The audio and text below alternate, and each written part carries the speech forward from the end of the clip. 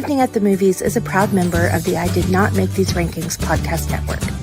Other shows in the network include Mass Debaters, The Sip List, Crushgasm, Love is Black, Men Are the Prize, Crime Rewind, and Literature Reapers. You can find out all about our shows and more at idnmtrpodcastnetwork.com. Happy listening. You are now entering the world of a movie review. A world full of drama, joy, ridicule, movie spoilers, unpopular opinions, and adult humor for as far as the eye can see. Welcome to An Evening at the Movies.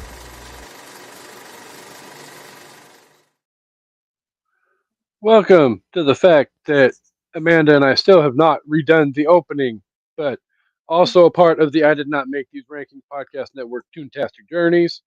And I don't recall if that website is still active or not. Mm-hmm. Okay. It's so, just .blog now. Okay. So, yes, you can find out all about our shows and more at idnmtrpodcastnetwork.com. Thanks very Blog. much. Blog. Get that too. Mm-hmm. All of that.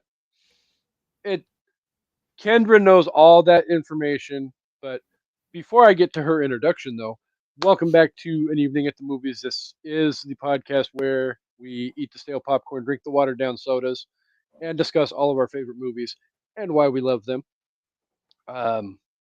You will notice by looking at your screen, we are one co-host light today. She is actually just touched down in the great city of Dallas, Texas. So she is safe. She may pop in if she gets home in time before we get done, depending upon how long-winded Kendra and I get. Gonna try and not run long because Kendra has work tomorrow, and I don't want to keep her up all night. But if Amanda gets home in time, Amanda may pop in and say hi.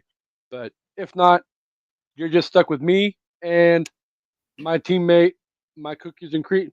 I'll let her explain everything about her and all the stuff that she does. But Kendra is back with us. Welcome back, Kendra.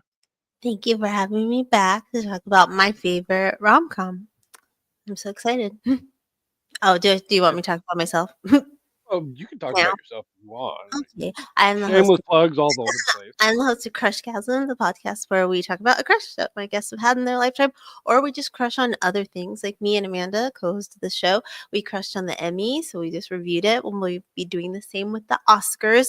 I haven't seen a lot of the movies. I'm really going for Wicked. It's kind of my throw my hat in. And but yeah, and then I write too, and you can go to kendrawritestuff.com. I just did an article about all the times pink made pop culture pretty. So think dresses, characters, things like that. So yeah, other lists like that, kendrawritestuff.com. Thank you. And vagina sing-alongs. Oh yeah, I do vagina sing-alongs too. That's like a women-centric music site. I will be reviewing. I like to do throwback reviews, and TLC's fan mail is it was released in '99, coming up on February 23rd. So I'm gonna be reviewing that from start, like because you don't think about it when it comes out as a kid, but how well does it still hit? Mm. So I'll be trying that. So let's just cut to the chase. Kendra is a very busy woman between working full time and running Crushgasm, running all the different blogs that she runs, doing the Tuesday night drafts on the I Did Not Make These Rankings podcast network. Do you ever have time to just sit down and just relax? Yes, I do. At night, I like to have an adult treat, and then I will binge watch shows. I'm really liking The Pit. I will talk about the show till the end of time. And I just got into Paradise. Thanks, Josh, for the recommendation. Obsessed. Every episode pulls you in. Oh my God. And I'm watching Kids Baking Championship right now. I don't have anyone I'm pulling for, which is weird. We're pretty deep in. I think it's Food Imposters this week. So excited. Yeah.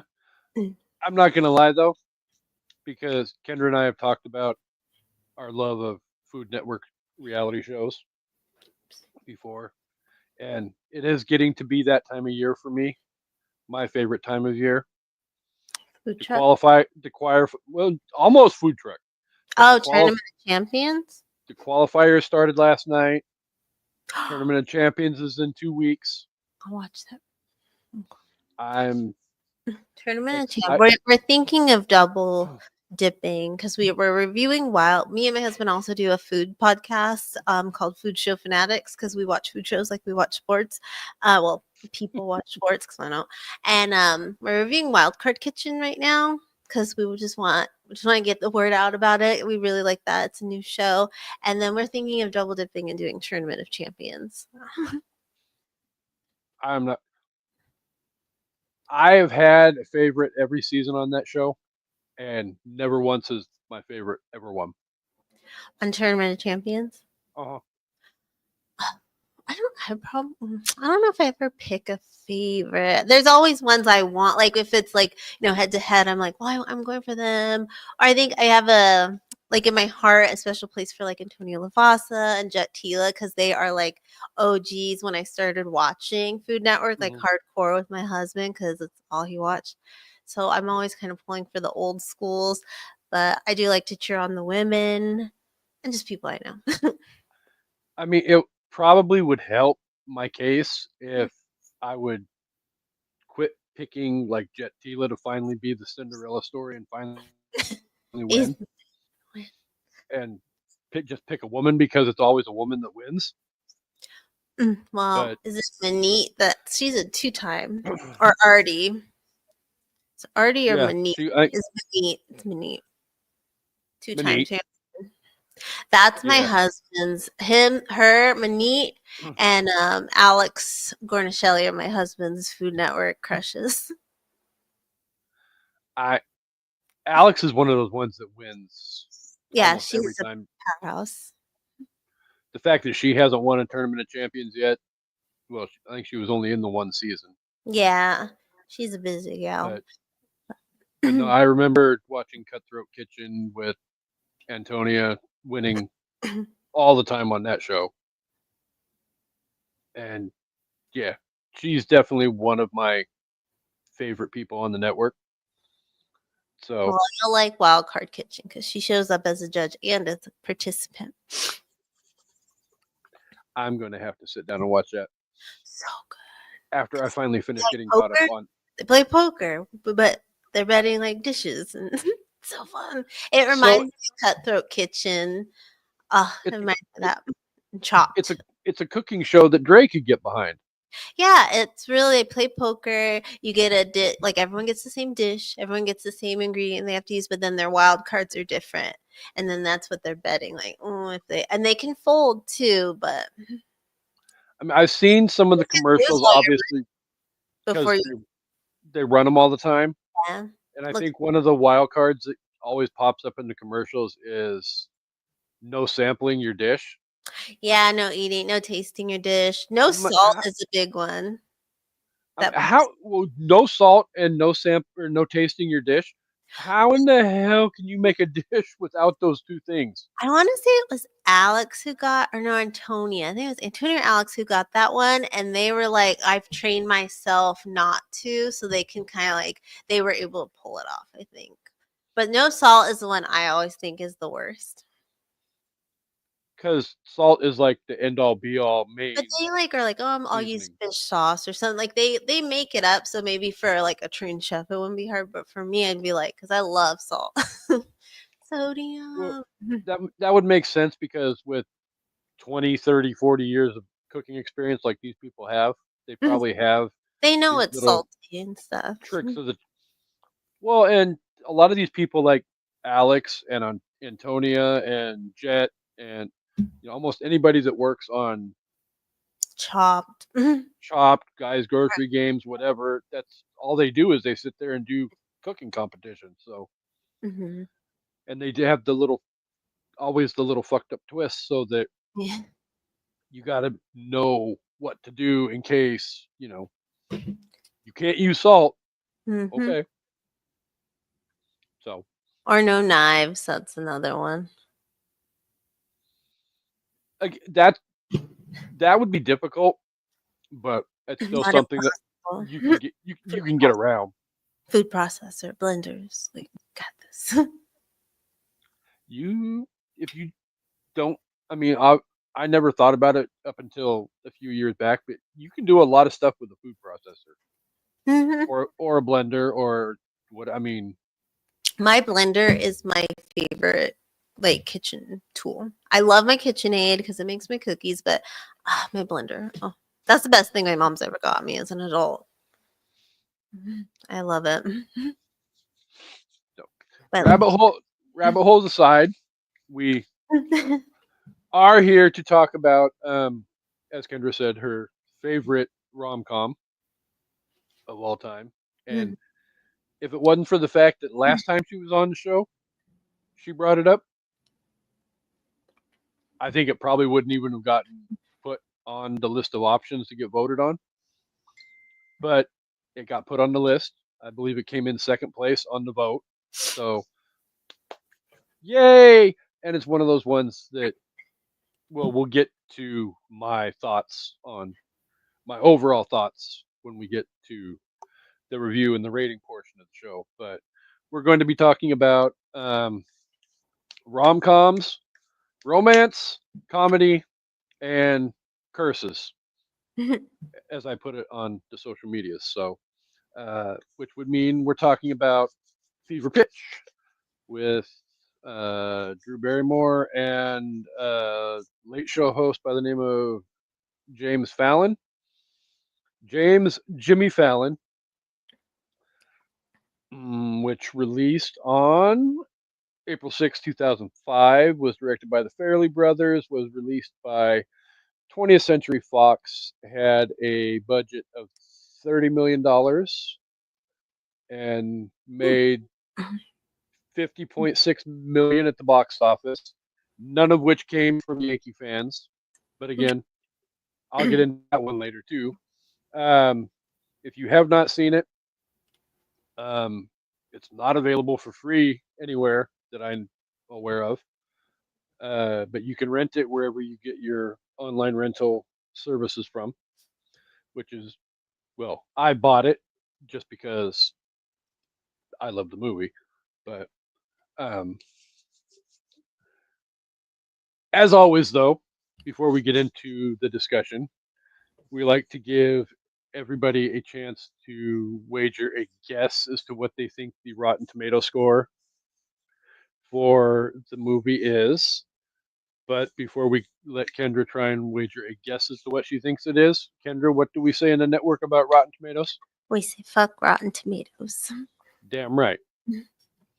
Because I'm not giving away the spoiler for what this number is, but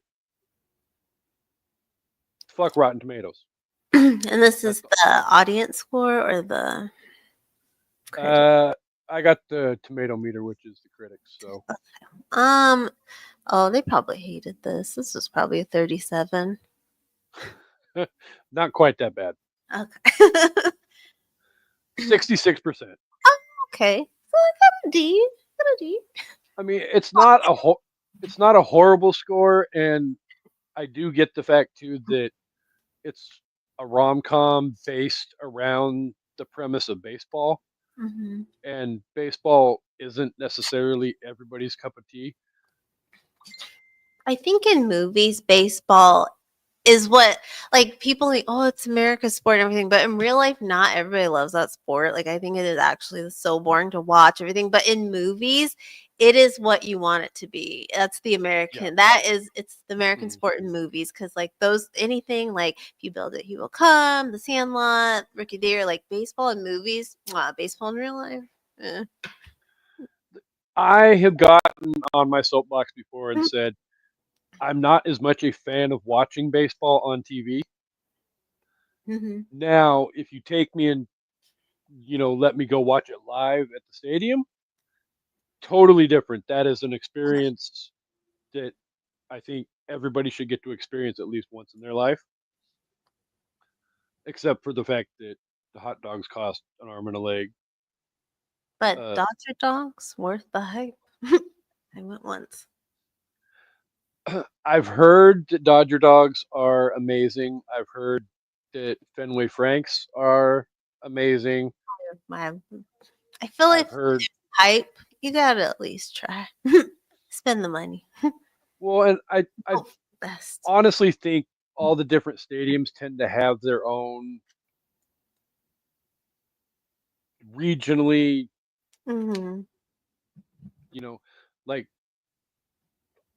Boston and New York and LA and probably Chicago. They're going to have the hot dogs are going to be their specialty. Where like here in Seattle, our main one is sushi. Go figure. Okay. I mean, Not I'm not a huge sushi fan, but me either. Ugh. we've had a wealth of Japanese players come through, and that just tends to be the easiest marketing Oh, thing. Is okay. you give them their own sushi roll and name it after them, and I'll sell well. Yeah.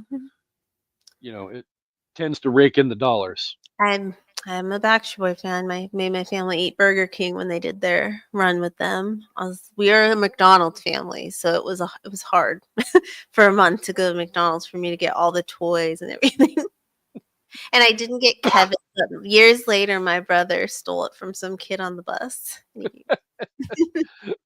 He's like, uh I had to fight a kid for this.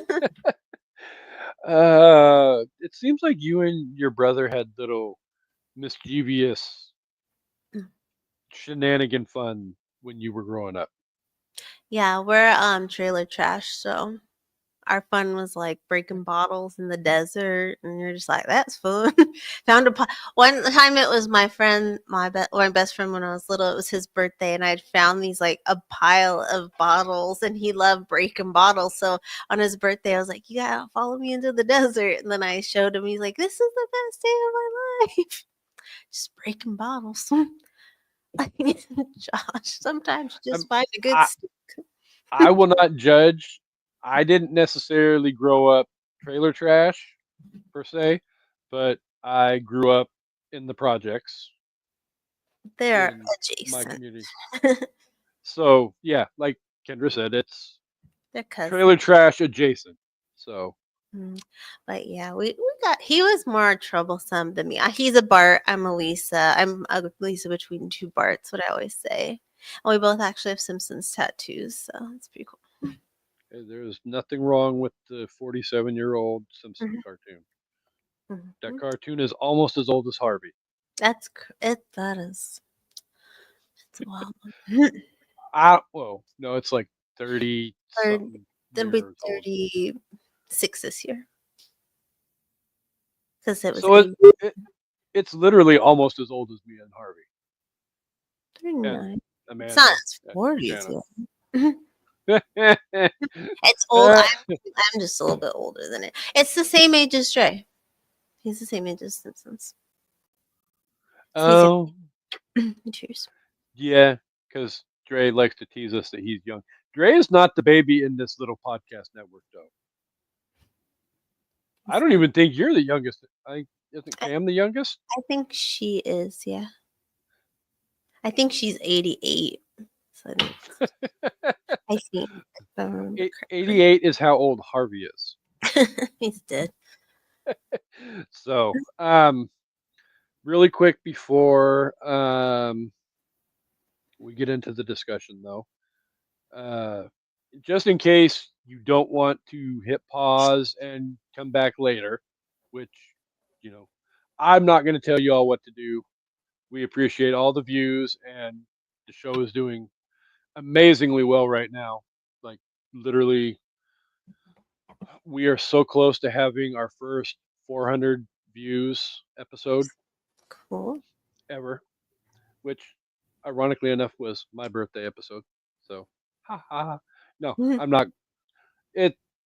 We're starting to build up a loyal fan base. So whether you want to stay and listen and have it spoiled, or I really don't think though that there's much of a spoil to this because I pretty much, if you were alive in 2004, you pretty much know what's going to happen in this movie. There's the realistic aspect of the movie that actually happens. You've got the cookie cutter rom com portion of the movie as well. Combine the two, you get Fever Pitch. But um, when Ben Reitman, Jimmy Fallon, a young teacher, begins dating pretty businesswoman Lindsay Meeks, Drew Barrymore, the two don't seem to have a lot of the same interest, but they fall in love regardless. Their romance goes well until baseball season begins, and Lindsay soon realizes that Ben is completely obsessed with the Boston Red Sox.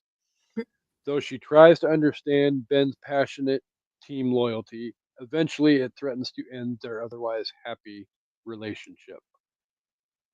Bum bum bum. Mm-hmm. Dun, dun. So it's baseball. Hardcore baseball fans are passionate. I will give them that.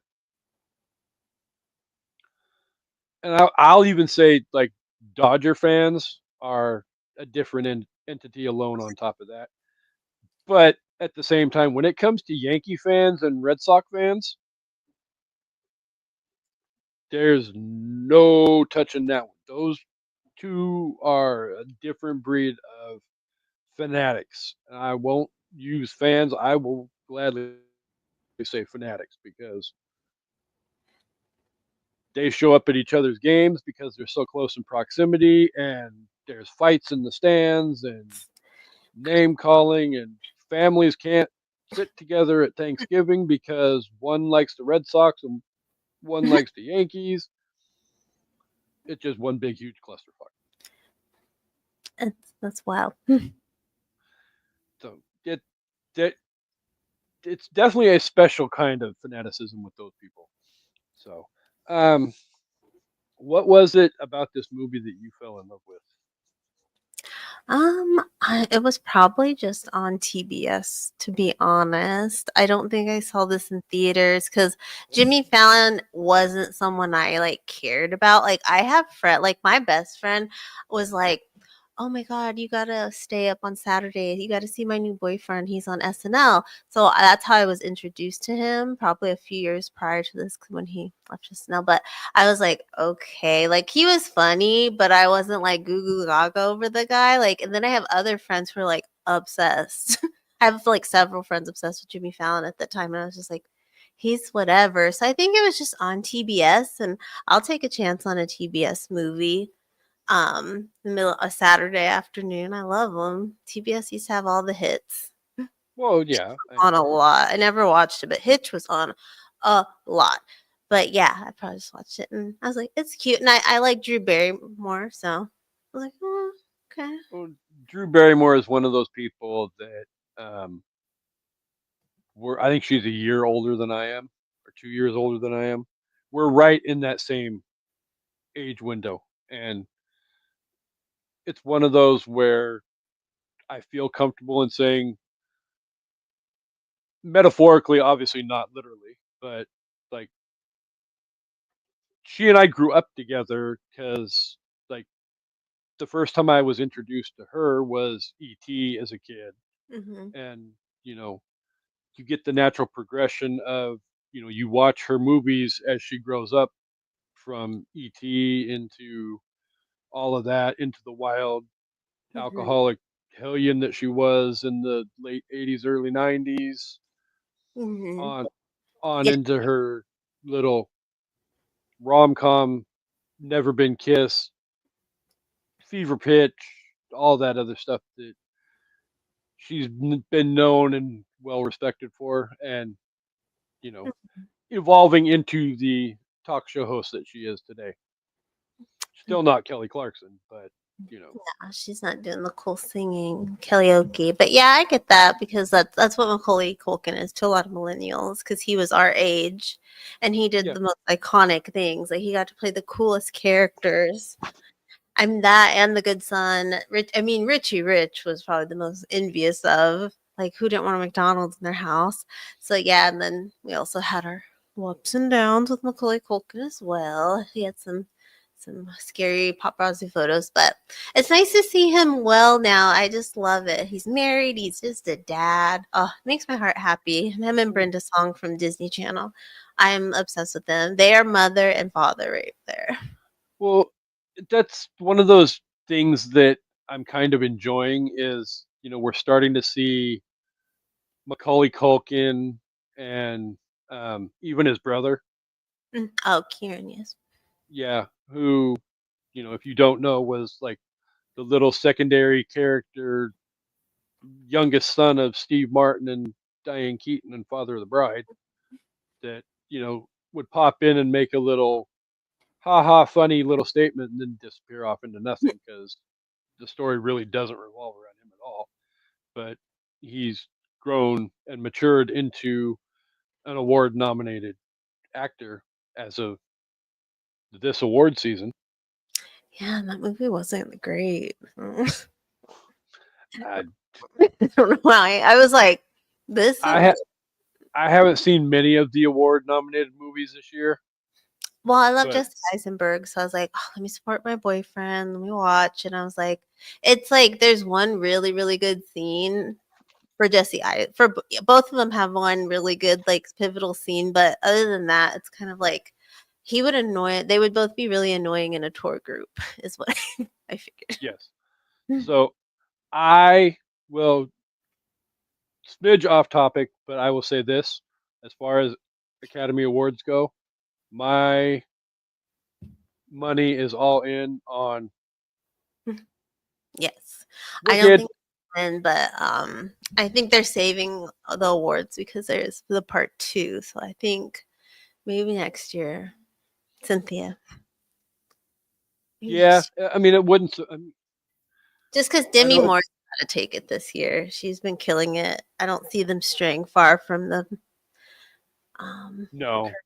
so I think it's Demi Moore. So I'm really excited to see what she wears because you could tell when they know they're gonna win. The dress is like extra. They're like, I'm about to Yeah, fucking I walk up. don't think she knew she was going to win at the Golden Globes, though. No, no. So now she had the best dress that night too. I was like, she should win for the dress alone, and I was like, mm-mm. But yeah, that I think she just wanted to look good. This is her first going to Golden Globes, and then I think now though she's gonna Oscars, she's gonna come guns a blazing because she's All front. right, all right, all right. Yeah, he'll just be in all the commercials like at the Super Bowl. Oh, God. So, but back on topic again, though. Yeah, for me, Jimmy Fallon wasn't the thing that really pulled me in on this movie because I watched, I still watch SNL, but you know, SNL was a big, huge part of Saturday night at that Mhm. point in my adulthood. But Jimmy Fallon was not even probably in my top 10 favorite cast members from that era of the show. But I mean, it's not saying he's not funny. Just I thought there was people that I enjoyed watching more on that show. Um, Probably if I had my choice as to who I would want to, if they pulled Jimmy Fallon out of that movie and Mhm. plop somebody else in, I, you really can't go wrong with Adam Sandler and Drew Barrymore together. I don't think personally, in my opinion. I love Um, I love The Wedding Singer. I loved 51st Dates. The Wedding Singer is my husband's favorite rom-com. So both of ours have Drew Barrymore, I guess. Spoiler alert, we will be getting to this portion later, but coming up in 2 weeks on an evening at either next week or the week after, we will be talking about The Wedding Singer as Oh, well. there you go. So heavy on Drew Barrymore this month on an evening at the movies. She's in a lot of good ones. She's not a bad actress at all. She's charming. I I don't think she's going to. knock anything out of the ballpark and win countless Academy Awards or Golden Globes. But, you know, 25 years ago, I would have said the same thing about Matthew McConaughey, too. And Never know. Could have their Brendan Fraser whale moment.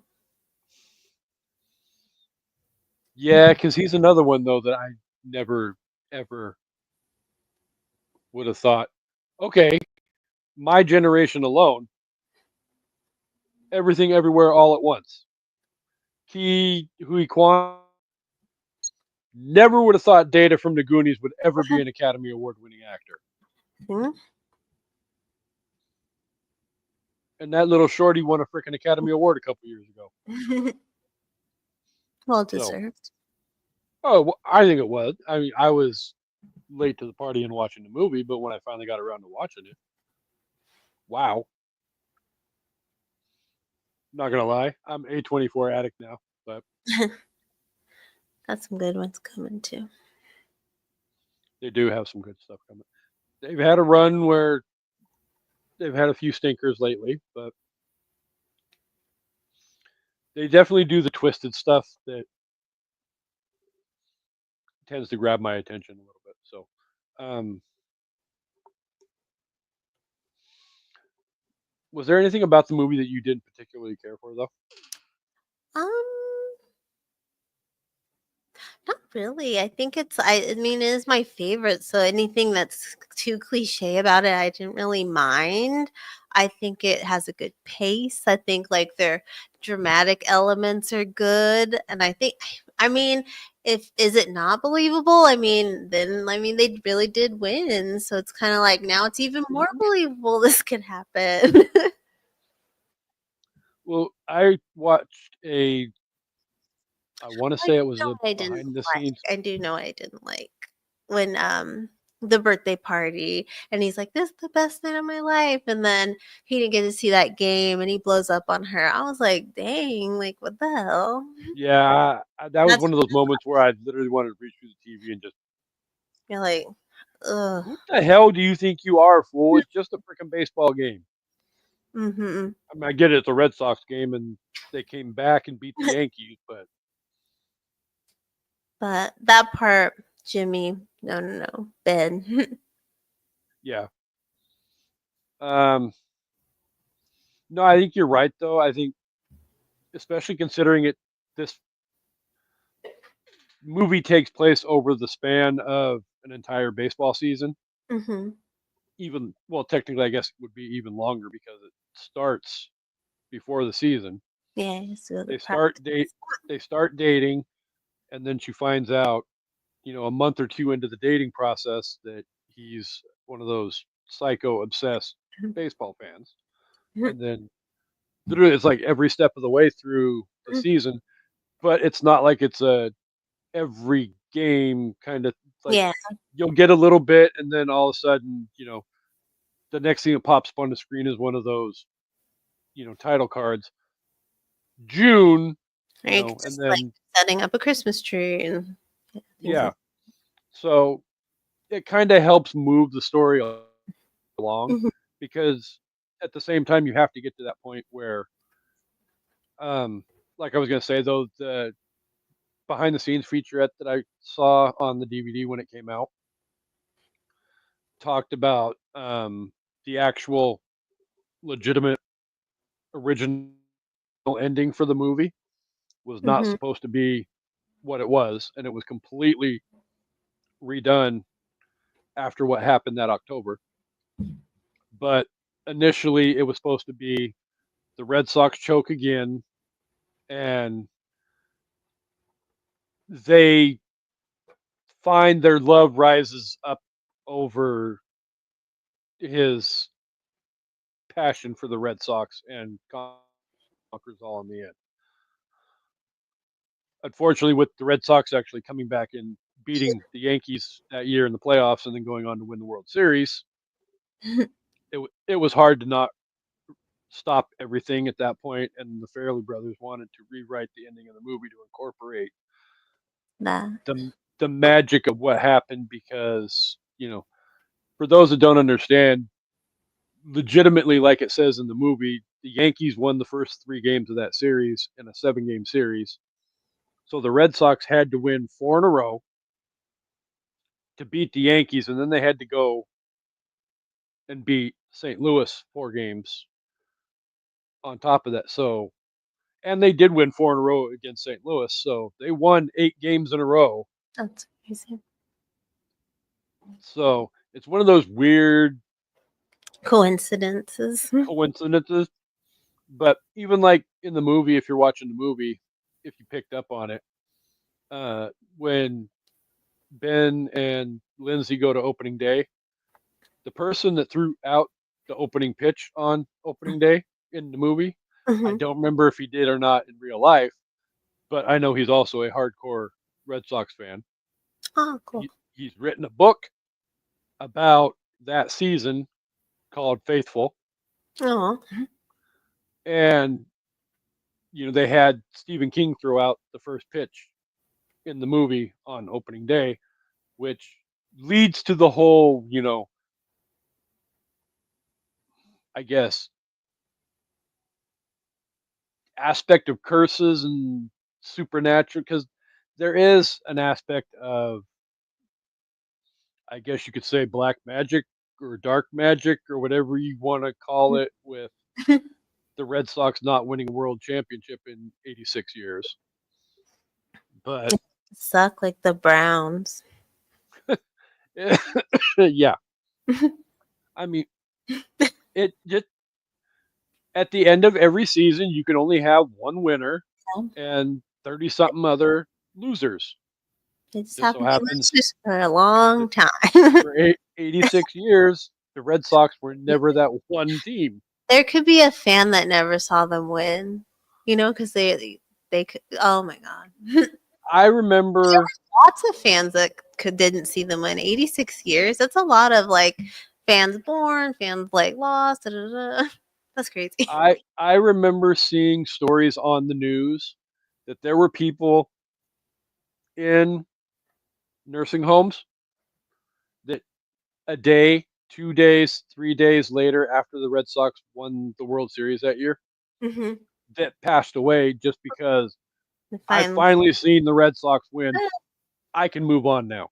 that's funny. I Well, mean, my grandma, she was a diehard Cubs fan, and she said, "I'm not dying until I see him win." So when they won that year, last decade or so, everyone called my mom like, "Is she still alive? Is she still alive?" And she's like, "Yeah, unfortunately." R.I.P. to my grandma. Now I went around for a long time saying the same thing about my Seattle Seahawks, mm, about with them winning a Super Bowl. And then we finally went, and then we lost. mm. And then it's like, oh God, how long am I going to have to wait again to see them get? They got back 8 years later, and then they finally won. And it's like, oh God, I hope that's not my last moment on this earth now. So Now my husband's team has Russell Wilson. So didn't yeah, for now. he hates his team all the time. Uh, so I mean, like what Kendra was saying, though, they're really. I don't think there's anything bad that I can't stand about the movie. If I have to pick something, maybe Jimmy Fallon. You would want Um, another person. I- it's just there's times that he feels like he's kind of flat in his performance, Okay. in my opinion. I mean, Not like he's not. He's like a puppy. While like Matthew Mhm. McConaughey, that's a leading man right there. There's a difference. Like Matthew McConaughey, man, Jimmy's more boy-like, more like, oh, hey guys. He's like Mickey Yeah, Mouse, and then like yeah, he's not like that. Squad. Like even John Krasinski in the ones he's been in, like Something Borrowed and It's Complicated. Like he even gives more of a man than a playful little. yeah. So This probably. is definitely one. If I was to pick Jimmy Fallon out and put somebody else in. I don't think I could put rom-com Matthew McConaughey. No, he wouldn't fit. But then Or is like, but he's not like boyish. He's just the everyman. So I guess that works. That's why his rom coms are favorites of men because they're like, oh, it's a dude like me. Yeah. But yeah, or Fallon, he just come across like, oh, so, but it's cute. But if Matthew McConaughey's there, take Matthew McConaughey. But he wouldn't have fit. Matthew McConaughey fits into different kinds of rom-coms. I would, Just not well, as much this kind of rom-com. wasn't he a teacher in The Wedding Planner?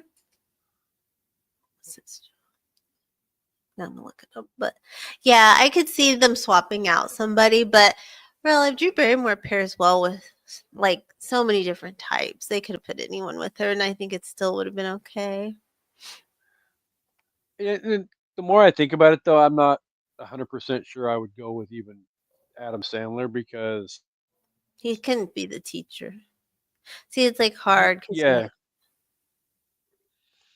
Well, no, because you have to have kind of a wholesome role model type actor.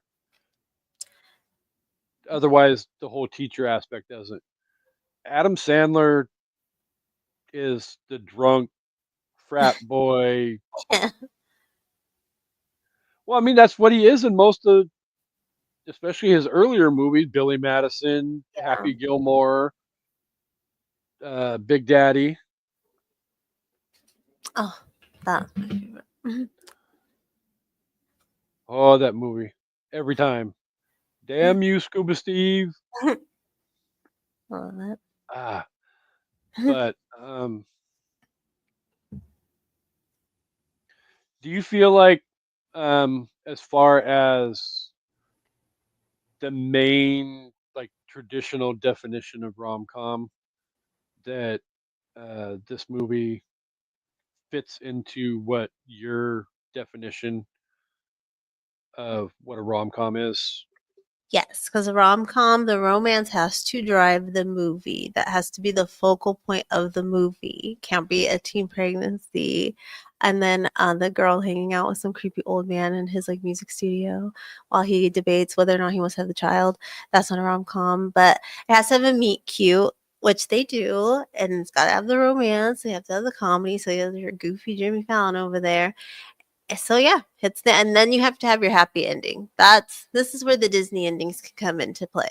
You have to have the cheesy ending, the big like climactic moment, the grand gesture. It has it all. So it ticks every box. Like My Girl. That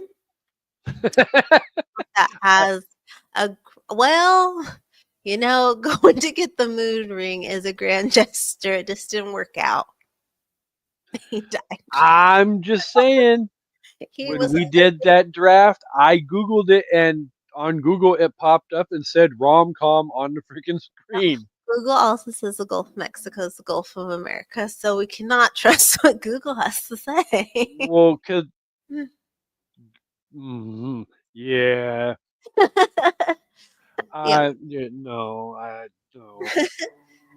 It, I mean, I'm not gonna lie. I love getting all the little stupid little joke memes and gifs or gifs or whatever that are all over social media now.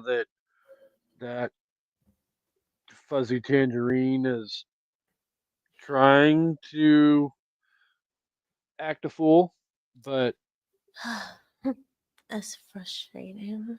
it's still it. I don't know how many times in the last 3 months I've come home beating my head against the wall, and Just how? How? ha, ha, How and why, mostly. That's when talking to Amanda like, yesterday. People online are like, the Grammys. It was like Beyonce finally won. Kendrick Lamar was a big winner. Doechii, and then you had um the Golden Globes. I think were pretty good. But oh no, the Super Bowl. You had Kendrick Lamar, and then we have this movie on Prime coming out with Homelander. And Viola Davis is female president. Everyone's like, the timeline was meant for her to win. it's like, doesn't we? It's like, what happened? And then I have another friend who's like, whoever our anchor person is, what the hell? What the hell? Just going crazy.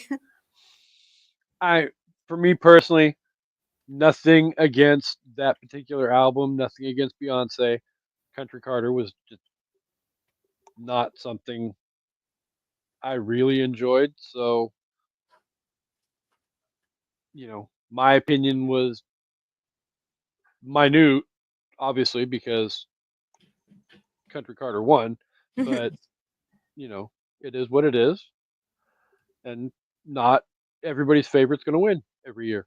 So, There'll only be one winner, like in exactly. sports, like in baseball. Exactly. So, let's see. Um, I, as far as the rom com definition goes, I would probably, you know, at the same time agree with what you said though, because it feels very much like it's in that. Because I feel like we both kind of sort of have the same definition of what meets a rom com or what makes a rom com, and this kind of fits all of that. I mean, yeah, you have the little cliche moments of, the happily ever after. You have, you know, oh God, the Red Sox finally overcame the curse of the Bambino and beat the Yankees and then went on to win the World Series and all of that. I mean, so even if you want to classify it technically as sports movie adjacent, you still have that the the Hmm. good the good guys still won at the end, like generally happens in sports movies. You know, at the end of the day, as far as like the romance aspect of it goes, the guy and the girl get together and make a baby, and we don't know if it's going to be a boy or a girl, but No. you know, they were told that you know they had to go on and help encourage you don't fuck with the winning streak. That's one of those things that baseball fanatics are hugely fanatical about ever since I believe it was Bull Durham came out in the 80s. One of the things that Kevin Costner told Tim Robbins in that movie was, you don't ever fuck with the winning streak. If you think you're winning because you're doing this, then you do it until you lose. So the way that group of fans that Ben and Lindsay sat with all the time Hmm. looked at it was, them getting together is what parted the heavens and allowed the Red Sox to beat the Yankees. So let's not tempt fate. You guys have to go to the World Series on top of it. And then they ended up winning the World Series too. That's crazy. So, um, but yeah, it 100. I honestly think it 100% fits into that mold, and um, definitely helps define the classic definition of what a rom com is. Hmm. So, if you were to sum up all of your feelings about the entire movie in its entirety and give it a rating out of 5, what would you give this movie? My favorite thing about the movie is like the fandom that Jimmy Fallon has. Like being a fangirl myself, I just love even if I don't like the thing you like a sport or like a certain musician, I like those crazy fanatics because I love pop culture and I understand what it means to someone to like love this like random thing, and it's like the community of fans is like a beautiful thing. I met a lot of my friends like at concerts, like in line, and it's like just because we like the same music and we started bonding over other things. And you meet people online too, like that, on like forums and everything. So I like fandoms. So when he's like, oh, I would sell my tickets for you, and she's like, well, I love you enough not to like let you sell them. I think she understood in that moment what the fandom meant to him, and I think that everyone who has that crazy thing they're obsessed with, like wants that, like wants to find someone who's like okay, like I get you and I get your weird obsession because that's such a big part of who you are. Like my husband, I'm going to see Backstreet Boys the day, like I'm flying out the day of our 1 year like wedding anniversary, and he was like, "Yeah, that's cool," because he understands what that like stupid little boy band means to me, and that's what I love about him. So Yeah. that's my favorite I part, and mean, I give it for as rom-com go, I give it a 5 out of 5. I 100% can get on board with everything that you just said, though, because fandoms are such a huge part of who I think we all are in some way, shape, or form. You don't And have fandom. to be a fan of the traditional fan like Star Trek, Star Wars, whatever you're a fan of, Mhm. that's your fandom. You Even know, people like, everybody you likes want certain things. to vacuum cleaners, like old school? Go Yeah, on. I mean, technically being there's it's not being talked about as much, so I will gladly say this. But um, being a fan of Garth Brooks is a fandom. Mhm. You know, not so much a couple months ago, Yeah. but that seems like it's quieted down a little bit. Thank you. But no, anything that if you love feet, that's a fandom for you. I mean,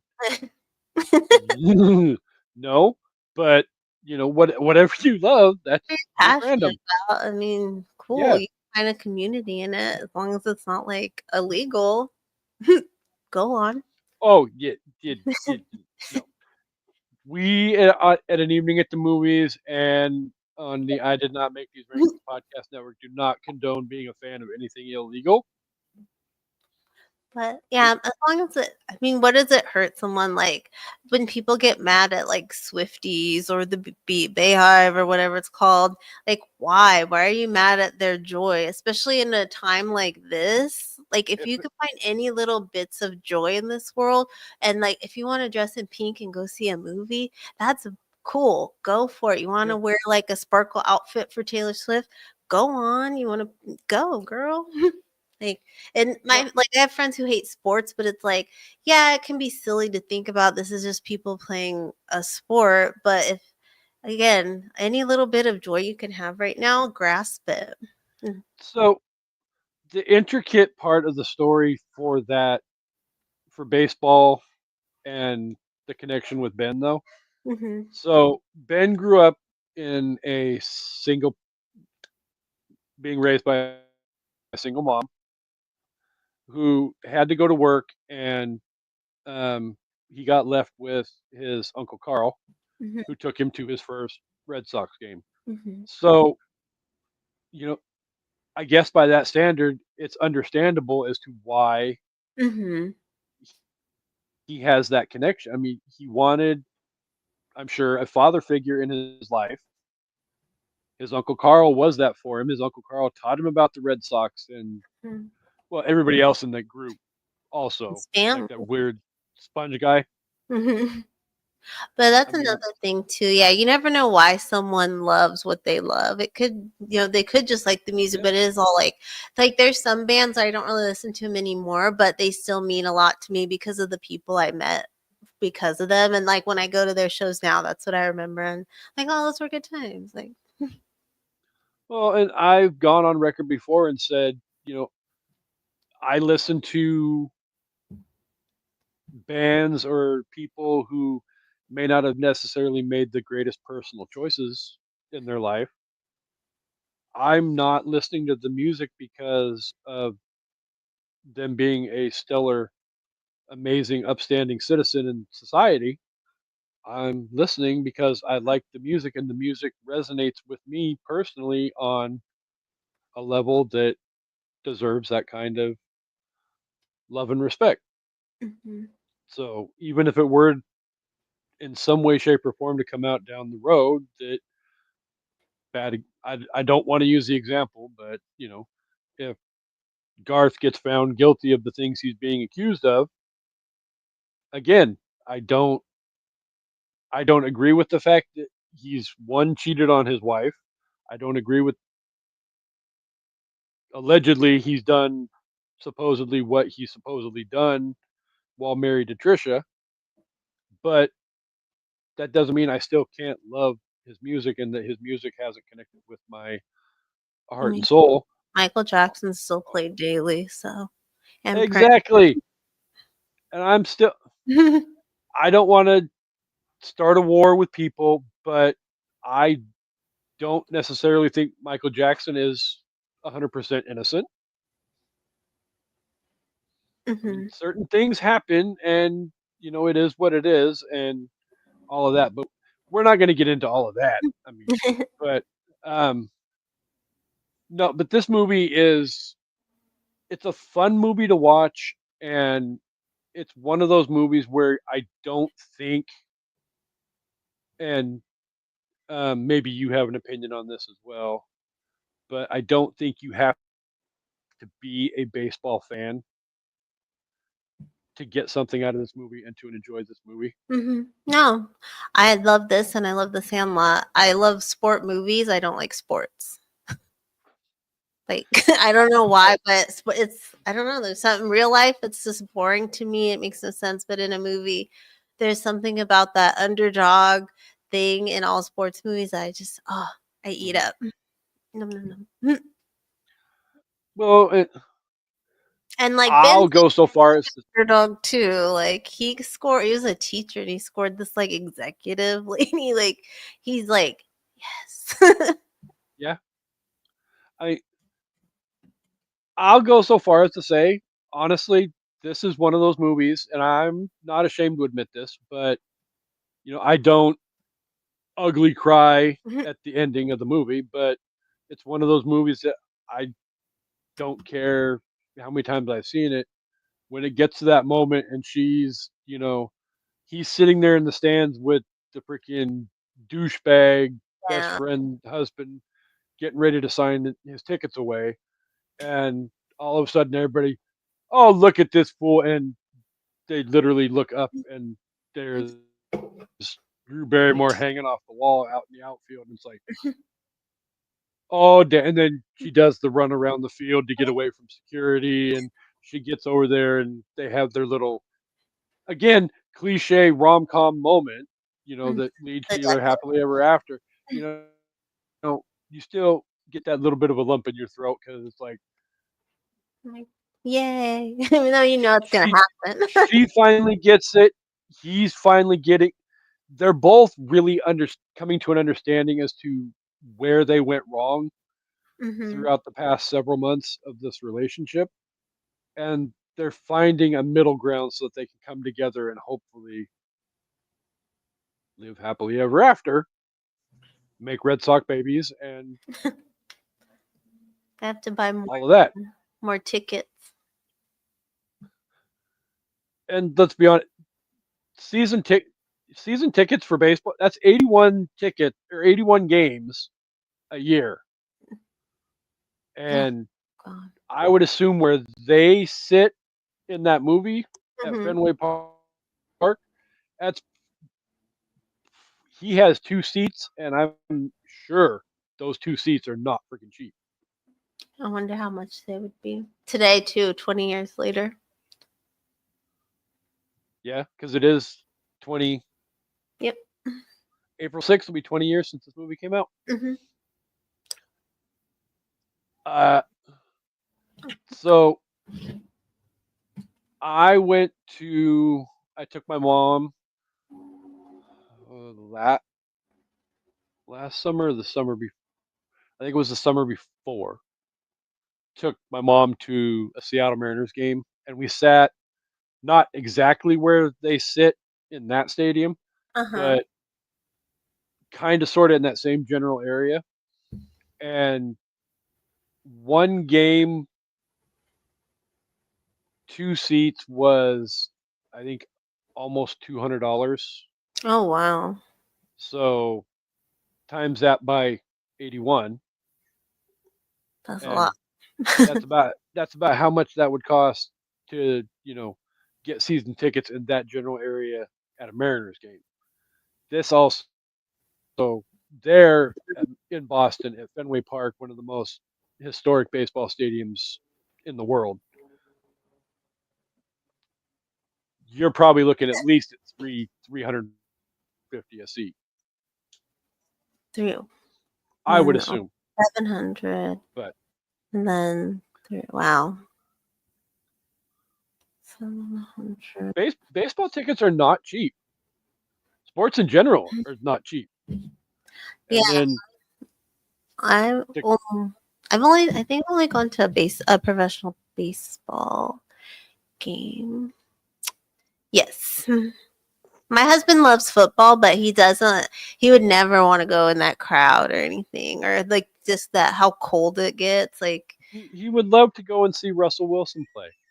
he was really hoping to get to see Big Ben before he left. He went to like the training or whatever Oh, um preseason stuff. and stuff once, but yeah, he just like I'd rather he's like I want to go to Pittsburgh like when there's a game, but go like a bar or something, like watch it with other fans. That would be. I've seen a few sports movies where you see like the cliche Yeah, bar type environment where everybody's glued to the TV and hardcore punk musicians are hugging, yeah. typical jocks when their team wins and all.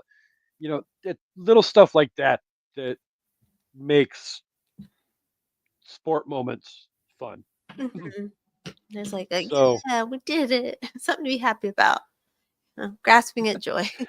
so as far as my rating goes, I think I'm going to go 5 broken curses out of 5 Mhm, because, and that's one of those things too. Growing up and enjoying baseball mhm, and living through and getting to watch portions of Red Sox history unfold the way that they have. Things like curses and presidential assassinations, and I'm weird like that. I mean, I admit it. I like creepy stuff, and if there's little mystical curses out there that cause sport teams to lose, I want to know about it. mhm. Fair. If there's not, then be gone. I love a So good conspiracy theory. I'm always like, oh, I like a good one. I love I it. don't like the fact that social media has become a cesspool of Yeah, it's like we need to, guys, come on. Like, so it's like they're fun to think about, but you can't go believe. Like, once you start, there are some that I don't believe, but then there's like other ones where, like, guys, let's be serious here. Like that. I love to get those little like National Enquirer, like Bat Boy things when I was little from like the grocery store, like the black and white those ones, or like because Bigfoot scene. those were fun and Oh, creepy. yeah, I would be like, oh, Bat Boy's on that one. I gotta get that one. But no, I especially coming out of the fact that football season ended like 2 weeks ago, and all the freaking people screaming bloody murder about Kansas City Chiefs paying off officials and the NFL and their Super Bowl logo with the colors and it's these two colors in the scheme, so it has to be these two teams playing next year in that Super Bowl. And I was like, do you people not have a damn life? Can you just not sit back and just enjoy the moment? No, gotta look for the weird. Gotta have something to complain Exactly. about. What's life if you're So, not complaining? fucking people. Mm, It's like I spend more time probably just scrolling now on social media than I do actually reading shit because it's like oh, I just saw something out of the corner of my eye that looks like it could be, and I don't want to read it because all it's going to do is piss me off. I try to put my phone down more. I try, but Instagram gets me with the reels. I'm like, ha. I like to send like a million to my husband, and then once a week he'll go through, and I'm like all excited, like, is he gonna find them funny? That's all marriage is Well, nowadays, sending memes. that was one of those things a month ago. I wasn't sure how Amanda and I were going to survive if TikTok didn't come back, Mhm, because that's one of those things that we do all day long to help pass the time is we send each other freaking TikToks all the time. Well, mhm. if TikTok got banned, we weren't going to have TikTok anymore. Probably would have found something else, but People were you know, losing their minds over that as well. it's crazy to think about how reliable we have become on this little rectangular device that I hold in my hand. Mhm. It's like I go to work and my client literally will be like, "Why are you always on your phone?" Because I have nothing else to do. I got all my work done, and I'm just passing time till I get off work. You know, I have to do my Wordle, my connection, Exactly. my mini word, and I feel like I'm in Mensa when I get all 3. I'm like, connections though will always throw me off. I will usually get the Wordle. I had an 18-day streak, and on New Year's Day this year, didn't get it, and I'm now it's my goal to be 18, but I'm just forgetting days, so I'm like messing up. I have like a crossword puzzle one that I do on my phone all the time, where it's nothing close to the New York Times crossword puzzle, none of that. It's Mhm. like easy little pop culture type stuff. But like you said, at the end of the day, when I get the whole thing filled out Yeah. and don't have any errors, I feel like I'm freaking the smartest person in the world. And Yeah, like, should I go on Jeopardy? Not even pop culture, just like I'm gonna go on the real exactly, Jeopardy. there's been a couple of times the last few months where it's like the final Jeopardy category will pop up on a regular Jeopardy episode, and it'll be something, and I'll just spit out something and be like, I got it right. You never know. I had a teacher, my 12th grade English teacher. He was on Jeopardy, and he every year, towards the end of your senior year, you got to watch the video. He'd bring it in. He think he got third place. He got like a Super Nintendo. I'm not gonna lie, though, I wouldn't mind going on like pop culture Jeopardy Hmm. if it was the right 3-person team, Hmm. I because don't I know. think to have success on that show, Yeah. one person isn't going to know everything about everything. Hmm.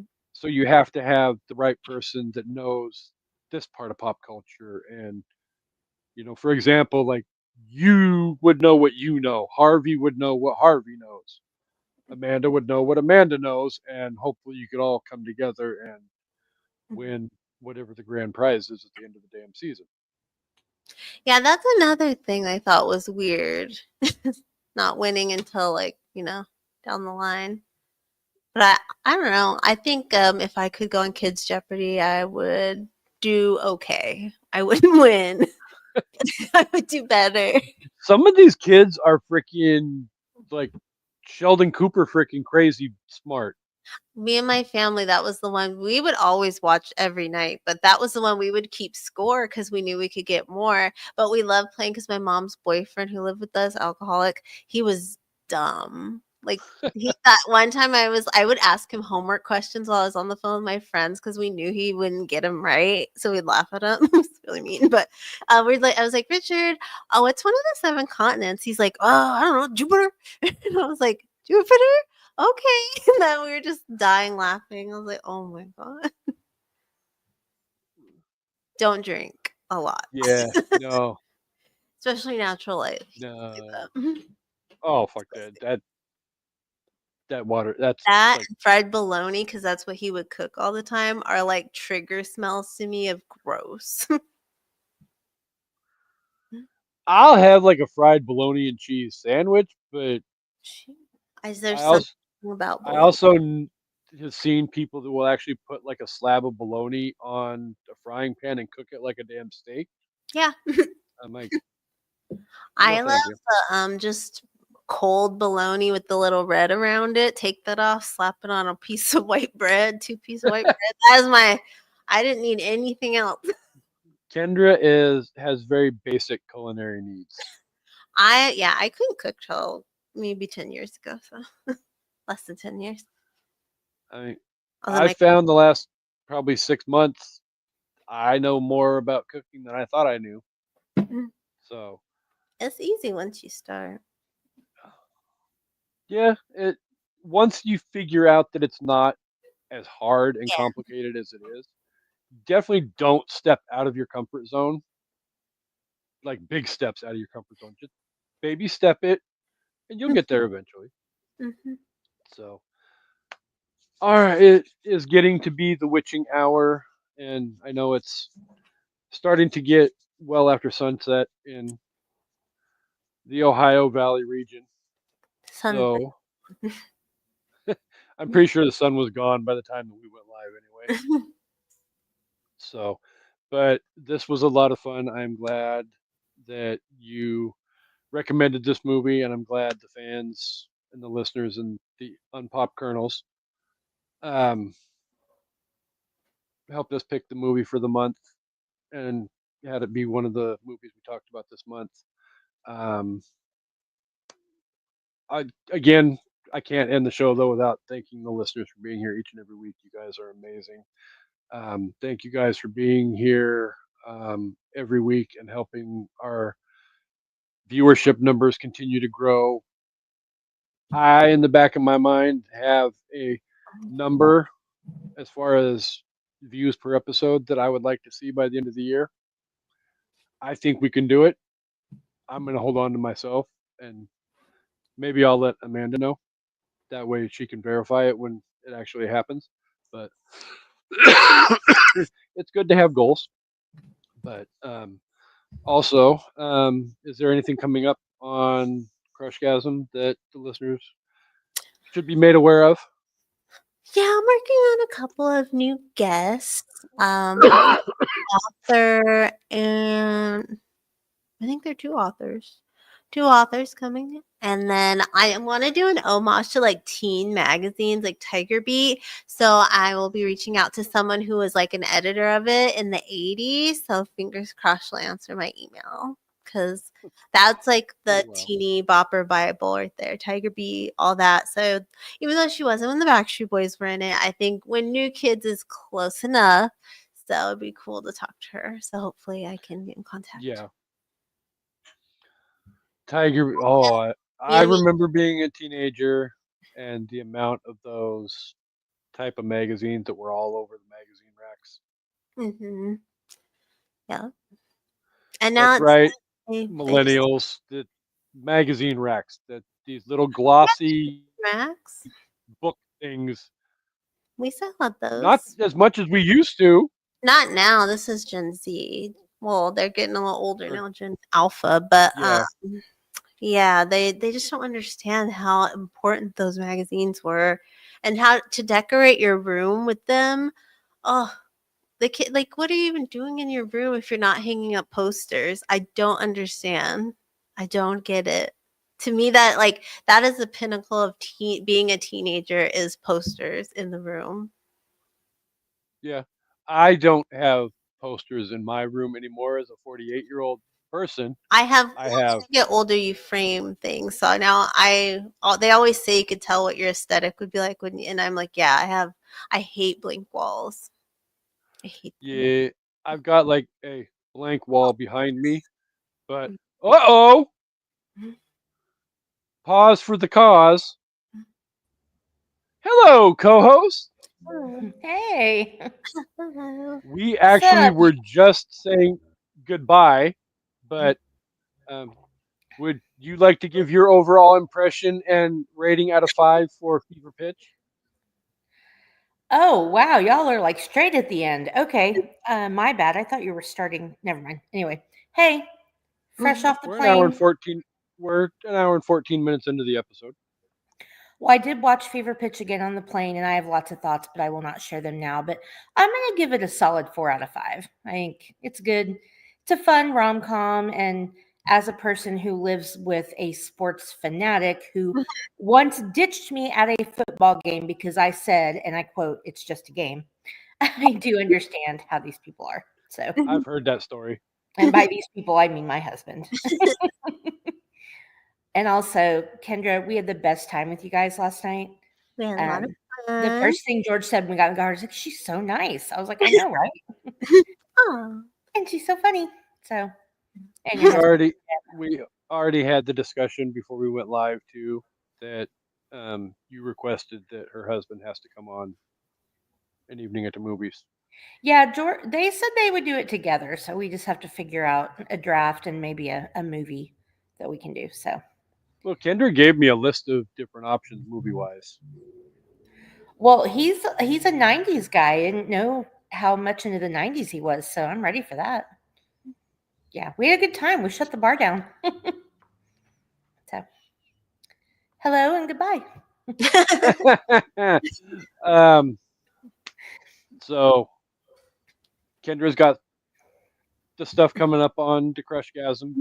If you haven't checked out Crushgasm, I highly recommend you give her a listen because But me and Amanda will be talking about the Oscars. did we talk? Yeah, we talked about the Oscars too while you were gone, and the fact Nice. that I got some movies to watch. your co-host is all in for that to win all the awards. Yes. I almost watched Amelia Perez on the plane, almost, and then I was like, God, I don't know. That the clips of it alone, I was like, no, are you? I know. I kidding me? know. Like she won again. She won. Did you win the BAFTA last night? What's her face? Selena or Oh, that's okay. the other one. It can't just be because there's a big trans actor in the movie. Like that can't be the only reason this movie's winning stuff, right? Like I think I'm I'm for them, but thinking like Netflix just bought this. Like you know, like a certain billionaire bought our country. Like yeah, yeah. bought it because there is no way from that clip that it gets better. Okay. Oh God. I'm gonna watch it, but I was like, I ain't watching it on the plane. I don't know if Casey told you, but I had some Yeah. That's serious anxiety today, and then I got that notification about the crash in Toronto, and I was like in tears getting on the plane, and I had to like really calm myself. So I was like, no, Fever Pitch sounds good. It'll make me laugh and take my mind off shit, and yeah, I'm clearly breaking my weekday rule, but I don't care. It was a stressful day. So yeah. And to have to fly halfway across the country without your Jeej with you. I mean, he usually falls asleep anyway, but yeah, at least if I need to grab somebody, like when it's turbulent, I can like the guy next to me didn't seem interested. So I was like, You can't just grab a stranger on oh, a I've plane. done it, but I didn't do it today. old people like grab my arm. Yeah. I love getting stuff by old people because they'll talk to you. And you're just like, I had this lady from like, I don't know, but she was like this Indian lady, and I knew her whole family by the end of the plane trip because she had photos on her phone, and she's like, this is like my daughter. She's a doctor. She was really proud of her. Oh, that's awesome. Married, but she's a doctor. So Yeah. she's been seeing, oh, I loved her. I was like, oh, man, have fun with the next wedding. That's so cool. All right. Well, I'm glad I got to see you guys for a minute and don't mind Well, I'm the glad way you're here though because I was going to announce what's coming up cool. the next few weeks on an evening at the movies. I've got like And 8 hours, 8 hours of like airport and plane all over me. So don't mind how I look. Oh, whatever. So I don't know which of the two is coming up next week because we haven't officially stuck a fork in that one yet. But I don't really care. Wedding Singer or Jason Segel and his penis. Forgetting Sarah He's a Marshall. shower. Just saying. Good for you, buddy. Good for you. Seen the movie. Is it impressive? What? I've never seen that movie, so it's an impressive scene. Yeah, because it's not. Feel better about like because I just didn't like that guy. Like I'm just like I don't get it. But then I finally watched Freaks and Geeks, and I'm like, damn. Have you not ever watched How I Met Your Mother? No, I've seen episodes, but I've never sat down and watched it. It is an impressive penis, I will say, for being not standing at attention. He's definitely a shower, not a grower, which is cool. But I was like, dude, good for you. Like, Have to watch. all right. And good for So him. you don't have to watch the whole movie to see it either. It's like It's in the first beginning. three. It's in like the first 10 Oh my minutes. god, that's how this movie begins. Yes. Yeah. You guys just were like, yes. Were Because you he's guys getting out of the shower and he just walks out, and then I can't ruin but you'll get this when you watch it. all men do that. It's so weird. Got a surprise for Like you. how dogs turn a lot to go to the bathroom. Yes. All men Yes. think that's like fun. You're like, you look silly. He didn't Yep. windmill it, but he was definitely flapping it around. Fucking close enough. So, Forgetting Sarah Marshall is coming up in the next couple weeks. The Wedding Singer is coming up in the next couple weeks, as well as the beginning of March. We will be celebrating our bestie Jean's birthday, and well, I will be celebrating Jean's birthday because somebody had sex in high school and hasn't seen Harry Potter yet. But I we'll have be seen the first 2 movies. I'll get over it. I'll get it. He's like, sorry, I was cool. Yeah, like I'm sorry You're- I was popular. I don't want to be disliked because I'm popular. I can't You're help not it. gonna get all. You're not gonna get all the way to Half Blood Prince before. I want to. It's a lot of time commitment, y'all. For That's something I'm not 4 that more movies you have to get. Wait, Once 3, they get 4, old, 5. Yeah, 4 more movies you have to get through before we record. also the oldest Weasley brothers, hot, and the twins. I'll get there, but maybe not by Jean's birthday because it's like what, the 3rd or something? It's early March. Yeah, no, it ain't It's happening. early March, yeah. Yeah. So the other Right. thing that we did last week, though, really quick, um, Amanda and I talked about the fact that we have a whole, probably a good 150 episodes that were only done audio for. So we thought maybe we would go back and revisit some of the ones that the listeners wanted to hear the most and do our video for it and post the videos on YouTube for Ooh. everybody to watch. So I posted polls on the Facebook group page, and the fans voted, and the top 10 vote getters are going to be the first ones that we do. Not in any particular order. It'll just depend upon who's available and when they're available and all that. But if anybody wants to be a part of any of these episodes, definitely reach out and talk to myself or Amanda, and we can get you set up. But the 10 movies that we will be redoing: Stand By Me, The Breakfast Club. We gotta do Stand By Me a 3rd time. It would only be a second time if somebody hadn't unplugged their laptop. Just saying. Are you gonna add the Lion King so we can do that a 3rd time because somebody was hungover and couldn't pull it off? For the Lion King. He was hungover, and so when we recorded it, it was a really crappy episode because he was hungover and just not into it. Phone it in for the Do, Lion do King. my favorite thing and steal a line from Kylie Kelsey. My Mhm. headset just cut out. Anyway. Let's see. Child's Play, Three Amigos, Labyrinth, Beetlejuice, Benny and June, Edward Scissorhands, The Princess Bride, which I have already told Mrs. Robinson that she has to sit down and watch the whole episode because we know Emily loves. She doesn't like it. Don't make her do I it. know. Mhm. I was being playful at the time. And one other movie with a personal request for a specific guest to come on for this episode. We will also be discussing Independence Day with Mhm. Harvey Laguerre. I could have been at a barbecue. Yeah, I'm feeling like when we get to that episode, Have like a that'll- doctorate level like speech prepared about why that's a bad movie. It's gonna be 25 page, not even double space. A bibliography of sources. Like he's gonna be doing it as we speak. when I told Harvey that he was requested to be on that episode, he's like, I'm okay with coming on that episode as long as you and Amanda understand the fact that I am not going to have one nice thing to say about that entire movie. I'm like, the Really? whole movie or just Will Smith? And he's like, I might find something nice about the rest of the movie, but I no. love Independence Day, so I guess I'm a bad person. I've never seen that. I Really?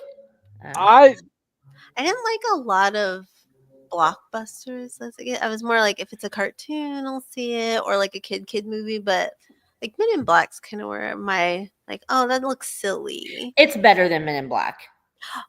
Men in Black holds up. And Men so in Black is good, but shockingly. Independence Day is better than Men in Black. Independence Day, and you got so many superstars in that movie, like that maybe they weren't all superstars then, but it's like, I don't know. Yeah, anyway. I love it. so All right. that's what we've got coming up. Lots of stuff. You can stay tuned on all the socials for all of the happenings about what's going to be filling out the schedule for the rest of the year. Um, again, one last time, thank you to everybody as we are rapidly approaching having our first ever 400 views episode of all time. It's because of Again, me. I know. You guys love me. whose birthday episode was it? Can't help it if I'm popular. Whatever. So I don't want to be with- punished for being liked. I'm doing Gretchen So- Wieners. thank you, Kendra, for being here Thank you. on your day off and spending your last little bit of evening with us before going back to work. Give my love to the hubs. We had the best time. I will let him know. I'll be And excited. So my we, like. we, we will figure out a movie to get him on and come discuss with us. Again, he loves So- Tarantino. Oh, and you don't. So I love Jackie Brown. I love Kill Bill, and there are some that are. Oh, I love Django, and I love Yeah. People 8. Like those 4, I'll watch all the time. But George really likes Django, so maybe we could do that and get them both on because George really loves that movie. Just don't say Once Upon a Time in Hollywood. George will vomit all over you. He regrets that entire 3 hours of his life. I think he doesn't like it, but says he does. Because I'm like, Because it's cool. you're like, okay, like he got to make his movie about Hollywood though, and I'm like, okay, jizz on your It own just time. didn't go anywhere. Like, I it connect. didn't give you the payoff you were expecting. So, Like I like the flame gun at the end, cool. But other than that, yeah, I just don't know what the purpose of. that It was our exact. We were like, what was the point of that movie? I know Like- he's a bad person, but Brad Pitt looked really hot in the movie. Yeah, 3 hours of your life you're never getting back. exactly. And the All dog right. with him is cool, but yeah. So thank you for coming in, co-host, and taking away my responsibility to try and remember what the words are to wrap up the show. Okay. So I will turn the microphone over to you, and we will see everybody next week. All right. Thanks everybody for watching and listening. Glad you got to see me for 2.5 minutes. And we hope you all come back for an evening at the movies. Bye.